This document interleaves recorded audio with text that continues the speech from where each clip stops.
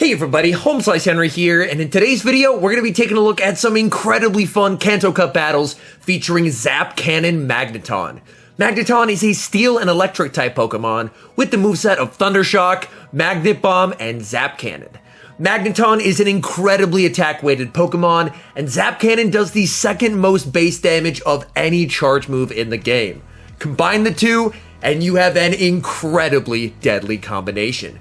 So without further ado, let's hop into the matches and check out ZAP Cannon Magneton in action in the Kanto Cup. Hopping to the first match, putting Golbat into Pidgeot. Pretty neutral lead, I am going to immediately save switch into my soft counter, which is Alolan Raticate. We do outpace Pidgeot in this matchup, which is pretty nice, so I will reach the crunch before they reach a charge move, and I'm able to get a shield. Based on the fact that they shielded, I am going to try calling the Feather Dance bait, but I get hit with a Brave Bird and down goes Raticate. I'm going to fully wait my switch clock and then go for a farm down with Magneton, but the opponent save switches into Snorlax. Typically, Snorlax can survive any one move, but do they respect the ZAP Cannon? They do not! Absolutely one-shotting the Snorlax. Opponent sees the writing on the wall and concedes the match. Picking up a pretty neutral lead in the next match, Golbat into Lickitung. I do want to save switch out of this lead eventually to check and see if they have any fighters in the back, but before I do so, I do want to get the Lickitung into Magnet Bomb range, and 2 Poison Fangs plus the wing attacks should do just that. My opponent throws the Body Slam just before I am able to reach Poison Fang number 2.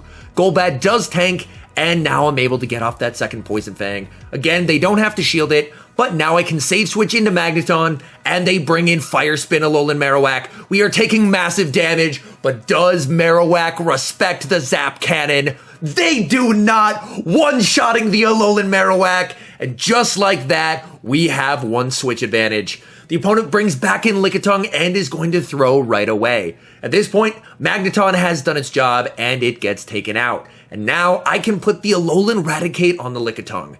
And this is a pretty nice matchup for Alolan Raticate because we are going to be resisting the licks. I am going to overfarm, so I leave with some additional energy because I still don't know what they have in the back. Crunch will take them out, and it's Shadow Nidoqueen in the back. I'm going to farm up, go for the Poison Fang catch, and I fail the catch. This is not good. They should be able to farm me down here before I reach a Shadow Ball. At this point, I just have to go for a Poison Fang and hope that we can get a shield.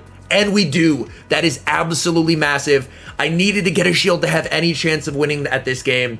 And now, with a shield advantage, I believe we should be able to pull it off. I am going to be going for the crunch. They will, of course, use that final shield. The question is, can we get to a second crunch? Not quite yet, as they have another Poison Fang. Are we going to be able to outpace the Nidoqueen? Yes, we can. Alolan Raticate, able to reach a second crunch. Crunch taking out the Nidoqueen, and that is a good game. Hopping to the next match, sending Golbat into Blastoise. Fairly neutral lead, I'm going to stay in here briefly with Golbat just to get off a Poison Fang, and then I will save switch into Alolan Raticate. Poison Fang, they don't have to shield it, but it does a nice amount of chip damage and should put it in a range where a crunch may KO. They're going to stay in, go for the Hydro Cannon, and then bring in Nidoqueen. Raticate farming up, and Nidoqueen will go for the Poison Fang as soon as they get it. Alolan Raticate is quite tanky. I do not have to shield it. I'm not going to be able to reach the back-to-back crunches, so I will full send the return. Return able to connect, but Nidoqueen barely able to hang on, and they are able to reach a move versus Golbat. Thankfully, this should only be a Poison Fang. Golbat can tank it, and we're able to farm down. Do they bring back in that Blastoise? They do not. They bring in the final Pokemon, which is a Snarl Alolan Muck. This is really unfortunate. Golbat does not have a lot of play here. I will go for the Poison Fang to get a little bit of chip damage, and at this point, I'm just going to trust in Magneton. I'm going to need very careful energy management to win in this game. What I'm going to do is throw 6 Thunder Shocks and throw the Magnet Bomb on the CMP tie to the Dark Pulse. This way, I'm maximizing the amount of energy that I can gain, and they go for the Dark Pulse, and I will commit the shield back. Now, I'm going to do the exact same thing. I'm going to throw 6 Thunder Shocks and throw on what should be a CMP tie for their next Dark Pulse if they threw it as soon as they got it. They decide to overfarm by 1, and they're going for the Dark Pulse. I will have to commit the final shield, and I have to be mindful of a catch. They go for the catch on Blastoise, and they fail the catch. I'm going to overfarm a bunch, and go for the Zap Cannon. I need to leave fairly close to a Magnet Bomb to try and win the CMP tie. Yes, we can! Perfect energy management on Magneton. We're able to close in the endgame and get the win. Hopping to the next match, switching Golbat into Shadow Hypno. This is a pretty bad lead, going to immediately save switch into Magneton, and Shadow Hypno is staying in. If so, they may be weak to Magneton in the back, so I will commit the shield on the Fire Punch, and then I'm gonna do something I don't often do with Magneton. I'm gonna go for a bait. If they're weak, I'm expecting a shield, and we do get the shield. And now we are going for the kill shot. Magneton going for the Zap Cannon. Do they respect it? They do not. Down goes Hypno, and that is a good game. Hopping to the next match, splitting Golbat into Lapras. This is a terrible lead. I am going to need to immediately save switch into Alolan Raticate, and the opponent will respond with Nidoqueen. This is a pretty neutral matchup, and with an energy lead, I should be able to either get shield advantage or switch advantage, and honestly, I am okay with either. I'm gonna farm up and go for the return just before they reach that second move. Return does get shielded by Nidoqueen, so at the very least, I will leave with shield advantage. We get a quick attack through. If this Poison Fang doesn't kill, which it barely does not, we're going to be able to get a second move.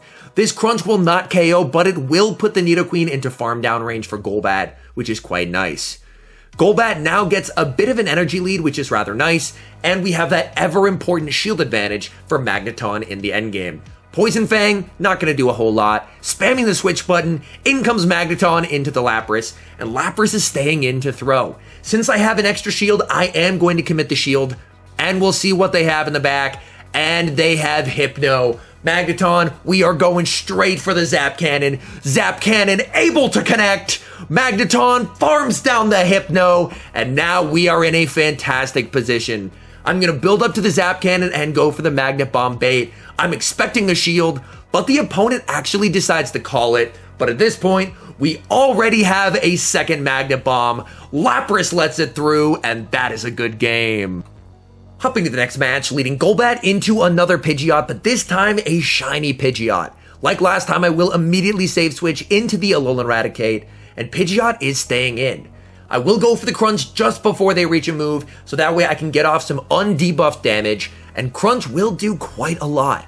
Pidgeot going for a charge move. I decide to call the Feather Dance bait, and I get Brave Birded again. Definitely not my day for making shield calls. I'm going to wait my clock, bring in Magneton, and Magneton is actually able to farm down. So we have a very nice energy lead, and they have Shadow Nidoqueen in the back.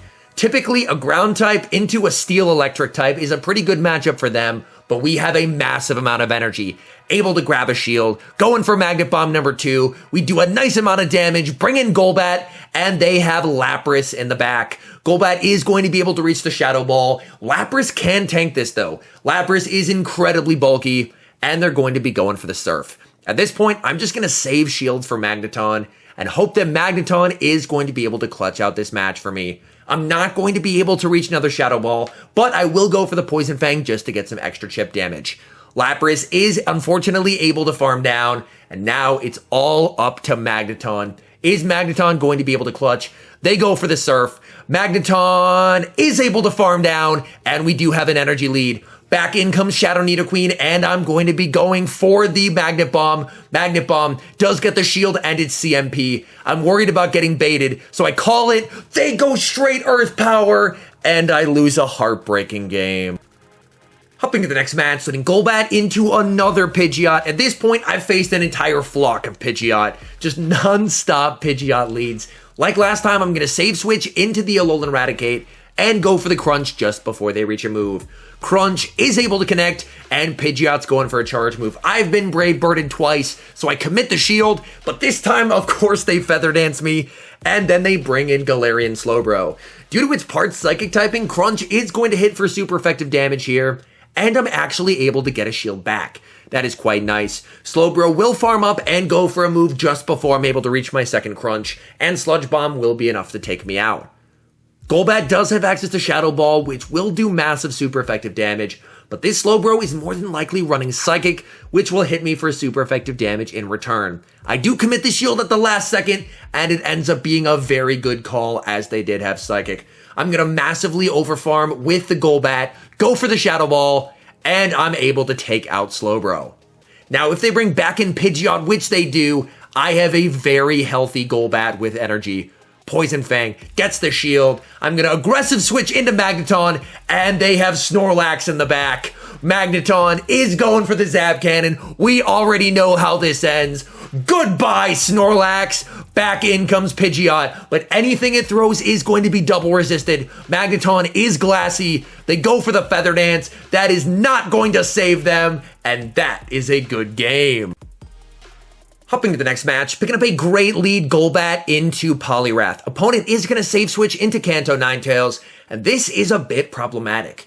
I don't have a great response to Ninetales, so I'm just going to stay in, go for the Shadow Ball, and we're able to land it. And now I can just bring in Alolan Raticate and use its bulk to absorb this damage. They go for the Weather Ball. That is totally fine. Alolan Raticate can tank damage for days. They're going for another charge move. Weather Ball, no problem. Alolan Raticate tanks it, and back in comes Poliwrath. No point in baiting here. I am going straight for the return. Return lands and does big damage onto Poliwrath. Poliwrath is not going to be able to farm down, and they're forced to throw energy to avoid being taken out by a crunch. They go for the Scald, which does take down my Alolan Raticate. I'm going to wait the switch clock before I bring back in Golbat. And their final Pokemon is a Snarl Alolan Muck. So I'm in a very, very good spot here. Magneton is able to outpace Alolan Muck. And so long as I'm able to land even one Magnet Bomb, this game should be over because that should put it into wing attack downrange for Golbat. Magnet Bomb will get the shield, but as you're going to see, we just straight up outpace Alolan Muck. We're able to grab that second shield, and we're even able to get through a Thunder Shock when they throw on alignment. So this could not be going much better. I'm going to throw 3 Thunder Shocks here to hopefully force a CMP tie and go for that third Magnet Bomb. Magnet Bomb is able to connect, and as you see, even though we get taken out by a Dark Pulse, this is farm down range for Golbat. Golbat looking for the farm down. Back in comes Poliwrath, and I'm going to take it out with a Poison Fang. And from here, we just farm down the Alolan Muck, and that is a good game. Picking up a rough lead in the next match, Golbat into Alolan Muck. I will immediately save switch into my Alolan Raticate, and Muck is staying in, farming up a ton of energy and going for a charge move. I tank any one move, so I let it through. They go for the Gunk Shot, doing big damage, and they bring in Nidoqueen. I will be able to reach back-to-back crunches here, which is huge, because at the very least, I'm going to be able to force shield advantage, and we have already seen how deadly Magneton is as a closer with a shield advantage. Nidoqueen will be able to farm down, but so long as they're not running Stone Edge, and most Nidoqueens are not, this is just pure farm for Golbat. So I am in a fantastic situation here. Again, I just don't have to shield. This is another Poison Fang. I'm going to farm up, then actually switch into Magneton, Thunder Shock down a ground type to get an energy lead. Now we have an energy lead as well, and they have Hypno. And we have already seen how this story plays out. We are going straight for the Zap Cannon. Zap Cannon, big damage onto the Hypno, and we Thunder Shock down. Back in comes the Alolan Muck. And Alolan Muck is going to get hit with Magnet Bomb after Magnet Bomb. Magnet Bomb lands, does big damage onto the Alolan Muck, and from here, we can just 2 shield flex with ease. Dark Pulse takes us out, Golbat farming down, and that is a good game. Hopping to the final match, letting Golbat into Shadow Machamp, a fantastic lead. Opponent is going to save switch into Alolan Muck, and I will respond with Alolan Raticate. They did farm up to a Sludge Wave, but I do survive it. Sludge Wave is able to connect and does quite a lot of damage. I'm going to go for the return before they're able to reach a second move. Return is shielded by the Alolan Muck. One downside of being the Alolan Raticate in this situation is you do get outpaced. I'm going to call the Dark Pulse. It is the Dark Pulse, and I'm able to reach a last second crunch. This will not be enough to KO, but it will get that Alolan Muck fairly low. Now that I've lost switch advantage, at this point, I'm thinking my only play is to get farm on Magneton. If Magneton is able to leave with a ton of energy, which we will be able to do, but not before they reach a second Dark Pulse, that is quite unfortunate because they do have that Machamp waiting for Magneton, but Magnet Bomb almost one-shots a Machamp. We're able to get the shield from the Shadow Machamp, and we're at Magnet Bomb number 2. This is going to do massive damage onto the Machamp. Almost taking them out. We bring in Golbat, and they have Nidoqueen in the back. So their team is very, very weak to Golbat. I am going for the Shadow Ball. Shadow Ball does big damage, and at this point, I've said it before, so long as they don't have Stone Edge, which they do not, we are in a very comfortable position. They're going for another Poison Fang, and honestly, that is totally fine. I'm going to fire back with a Poison Fang of my own just to make it an easier farm down for Golbat, because Machamp is not at a Rock Slide. Golbat able to farm down the Nidoqueen, farming down the Machamp, and that is a good game. All in all, I had an absolute blast running Zap Cannon Magneton. It just does an absolutely absurd amount of damage and can win you switch in situations that you may not have been able to previously. Anyways, thank you so much for watching. If you're enjoying the content, make sure to leave a like and subscribe to the channel if you haven't. And a special thank you, as always, to our members here on YouTube. The support you guys provide is incredibly appreciated. So thank you guys oh so very much. And until next time, I've been HomeSliceHenry.